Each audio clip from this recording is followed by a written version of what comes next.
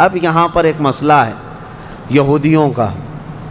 یہودی جو ہے اتنے سالوں سے اسی گھن چکر میں ہیں، وہ یہ نہیں مانتے قربانی ہوئی ہے، قربانی ہوئی ہے یہ مانتے ہیں. ابراہیم علیہ السلام نے اپنے بیٹے کی قربانی کی ہے یہ مانتے ہیں، لیکن وہ اسماعیل علیہ السلام نہیں تھے. حضرت سارہ اور حضرت ہاجرہ میں دونوں تو حضرت ابراہیم علیہ السلام کی بیویاں تھیں، لیکن جب حضرت ہاجرہ کو بیٹا ہو گیا اور حضرت سارہ کو نہیں ہوا، انسانی فطرت کا تقاضا ہے کچھ نہ کچھ باتیں دل میں آ جاتی ہیں. تو اللہ کا حکم ہوا اے ابراہیم تم اپنی بیوی ہاجرہ اور اپنے بیٹے اسماعیل کو لے اور مکہ مکرمہ چلے جاؤ. مکہ میں کوئی آبادی نہیں تھی. یہ حضرت ابراہیم علیہ السلام فلسطین میں رہتے تھے، اس وقت مصر تھا. جب مکہ مکرمہ میں آئے، خانہ کعبہ کے قریب حضرت ہاجرہ حضرت اسماعیل کو چھوڑ دیا. کچھ زیادہ راہ جو ساتھ میں تھا وہ کھانا توشہ دے دیا اور کہا مجھے اللہ کا حکم ہے میں جا رہا ہوں. واپس چلے گئے اپنی بیوی اور چھوٹے 6 مہینے کے بچے کو. یہی تو یادگاریں ہیں حضرت ہاجرہ کے پاس. جب کھانا پانی سب ختم ہوا تو وہ اپنے بیٹے کی پیاس کے لیے پانی ڈھونڈنے نکلیں. پھر صفا مروہ پہاڑیوں پر دوڑتی رہیں 7 چکر. پھر اسماعیل علیہ السلام کے قدموں کے نیچے سے زمزم پانی کا یہ چشمہ نکلا. اور یہ جو تاریخ ہے، اس کے بعد پھر حضرت ابراہیم علیہ السلام لوٹ آئے جب اسماعیل علیہ السلام جوان ہو چکے تھے. اب اللہ تعالیٰ نے حکم فرمایا اے ابراہیم تم اپنے بیٹے کی قربانی دے دو. ایک تو 100 سال کے بعد بیٹا دیا گیا ہے، لیکن اللہ تعالیٰ فرماتا ہے کہ تم اس کو اللہ کی راہ میں قربان کر دو. نبی کا خواب سچا خواب ہوتا ہے، عام لوگوں کی طرح نہیں. اسماعیل علیہ السلام کو انہوں نے بلایا، وہ پورا واقعہ اللہ نے اس میں ذکر فرمایا. ارشاد فرماتے ہیں انی ارا فی المنام انی اذبحک، بیٹا میں نے خواب میں دیکھا ہے کہ میں تجھے ذبح کر رہا ہوں، اللہ کے نام پر قربان کرنا ہے. فانظر ماذا تری، بتا کیا کرنا چاہیے. مشورہ ہے باپ کس سے؟ بیٹے سے. قال یا ابت افعل ما تؤمر ستجدنی انشاء اللہ من الصابرین. اسماعیل علیہ السلام چھوٹے ہیں اور عرض کرتے ہیں ابا جان آپ کو جس چیز کا حکم دیا گیا ہے وہ کر گزریے، انشاءاللہ آپ مجھے صبر کرنے والا پائیں گے. بیٹا یہ نہیں ہے کہ بھاگ جائے کہ باپ میرا چھری لے کے بیٹھا ہے، اللہ کے نبی. اور اس کے بعد لے کر کے چلے حضرت ابراہیم علیہ السلام. پہلے تو یہ روایت میں ہے کہ انہوں نے 100 اونٹ ذبح کی ہے اس خواب کے لیے. دوسرے دن بھی 100 اونٹ ذبح کیے. پھر یہی حکم آیا تو تیسرے دن اسماعیل علیہ السلام کو لے کر کے آئے مینا کی وادیوں کے پاس. اور وہاں جب پہنچنے لگے حضرت ہاجرہ بھی تھیں پیچھے پیچھے. ابلیس آیا، شیطان آیا، ابراہیم علیہ السلام سے کہنے لگا اتنے سالوں بعد تو بیٹا ہوا اور تم ذبح کرنے لے جا رہے ہو، تمہیں ہو سکتا ہے وہم ہو، چھوڑ دو اس کو، پھر تمہیں بچہ نہیں ہو سکتا.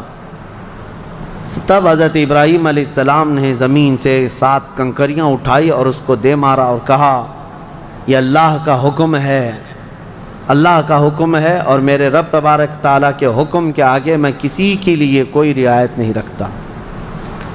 وہ حضرت ہاجرہ کو بہکایا کہ تمہارے بیٹے کو تمہارے شوہر ذبح کرنے لے جا رہے ہیں. حضرت ہاجرہ نے کہا مجھے معلوم ہے وہ اللہ کے حکم سے کر رہے ہیں، اور اگر اللہ کا حکم ہے تو ایسے 100 بیٹے اسماعیل بھی ملے میں سب قربان کروں گی. ماں بھی تھی، انہوں نے بھی کنکریاں ماری ابلیس کو. آخری حضرت اسماعیل علیہ السلام کے پاس آیا، کہا تجھے پتہ ہے تیرے باپ کیسے تجھے کاٹیں گے، کیسے ذبح کریں گے. حضرت اسماعیل علیہ السلام نے کہا ابلیس، کنکریاں ماری اور کہا میرے باپ عام آدمی نہیں، اللہ کے نبی ہیں، وہ جو کرتے ہیں وہ اپنی مرضی سے نہیں اللہ کے حکم سے کرتے ہیں. سب جگہ سے مایوس گیا ابلیس لعین.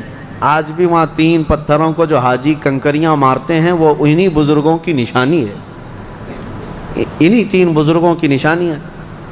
اب جب لٹایا حضرت ابراہیم علیہ السلام نے تو کس طریقے سے اسماعیل علیہ السلام خود عرض کرتے ہیں کہ ابا جان اپنی آنکھوں پر پٹی ڈال لیجیے آپ، کہ مجھے کاٹتے ہوئے دیکھ کر، خون دیکھ کر باپ کی محبت غالب نہ آ جائے اور کہیں آپ اللہ کے حکم کے خلاف نہ ہو جائے. آپ چھری روک لیں، آپ آنکھوں پہ پٹی ڈال لیں اور میرے ہاتھ پیر کو رسی سے باندھ دیں کہ میں تڑپتا نہ دیکھیں آپ.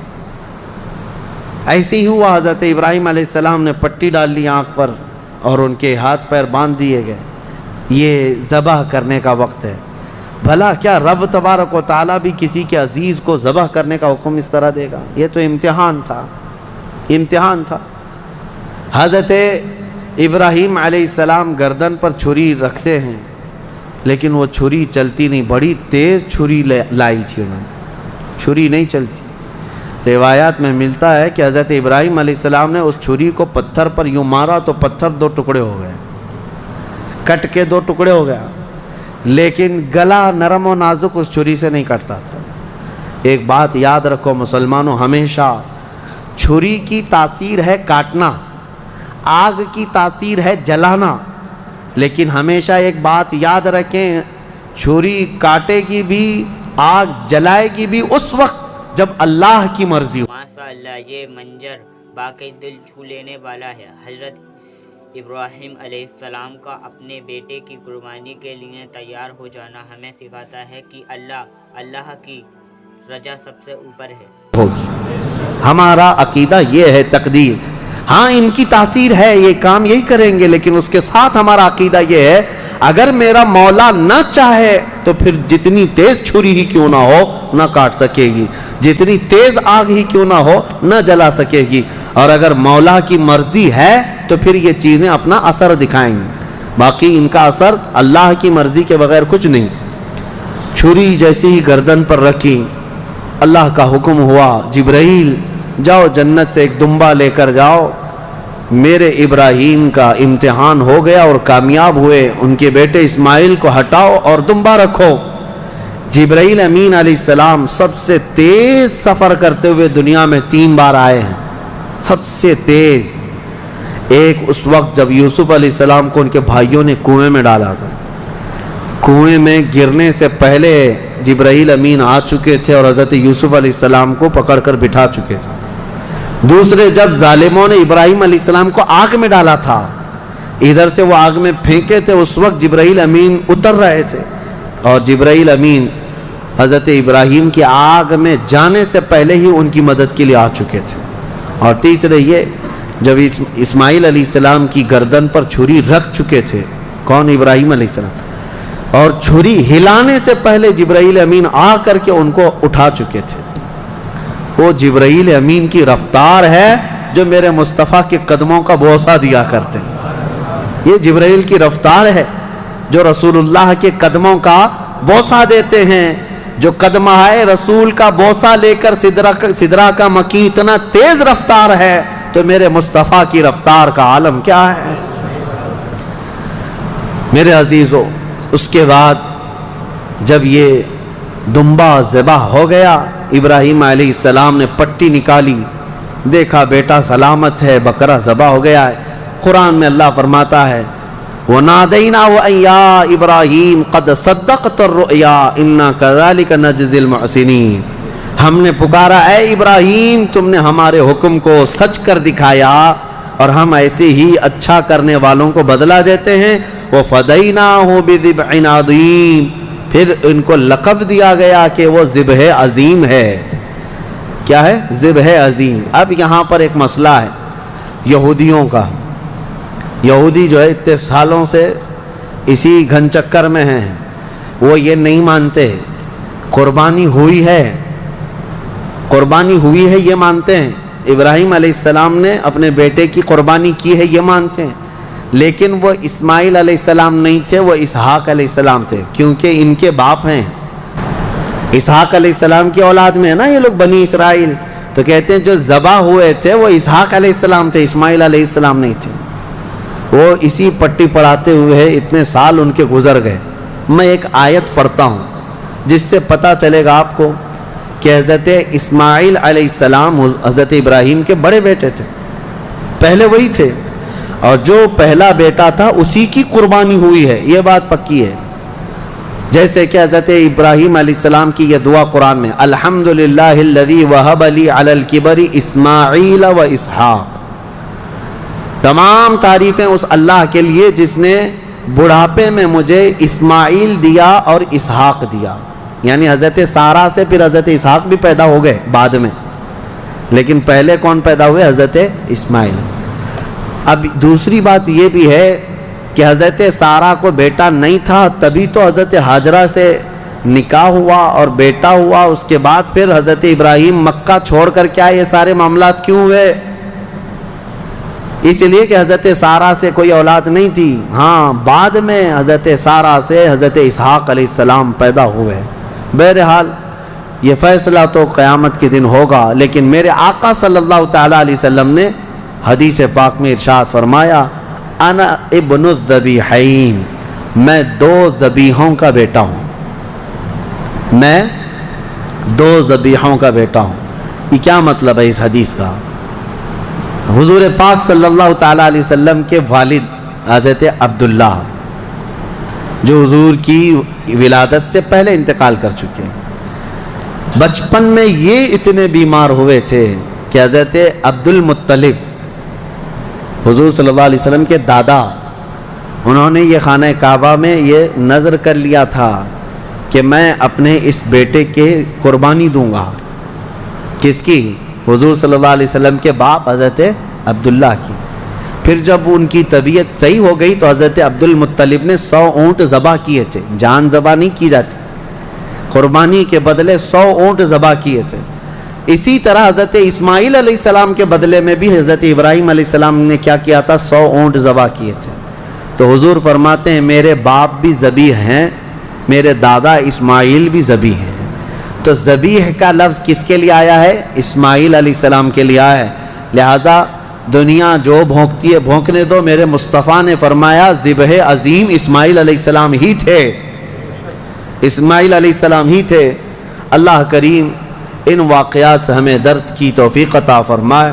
وہاں پر حضرت اسماعیل علیہ السلام کی ان آداب کو دیکھ کر شاعر نے بہت اچھے انداز میں کہا ہے کہ یہ مکتب کی کرامت تھی کہ فیضان نبوت تھا، سکھائے کس نے اسماعیل۔ یہ واقعہ ہمیں صبر اور اللہ پر یقین سیکھ دیتا ہے۔ اس سال آپ بھی اپنی قربانی میں غریبوں کا خیال ضرور رکھیں۔ کو آداب فرزندی، حضرت اسماعیل علیہ السلام نے چون چرا تک نہیں کہا تھا کہ کیوں لے جا رہے ہیں، کیا کرنا ہے، کچھ نہیں۔ وہ گھر کی تربیت تھی حضرت ابراہیم علیہ السلام کی۔ اتنا ہی نہیں، یہ دونوں نبیوں کے ساتھ بڑی آزمائشیں ہوئی ہیں، بہت سارے امتحانات ہوئے ہیں۔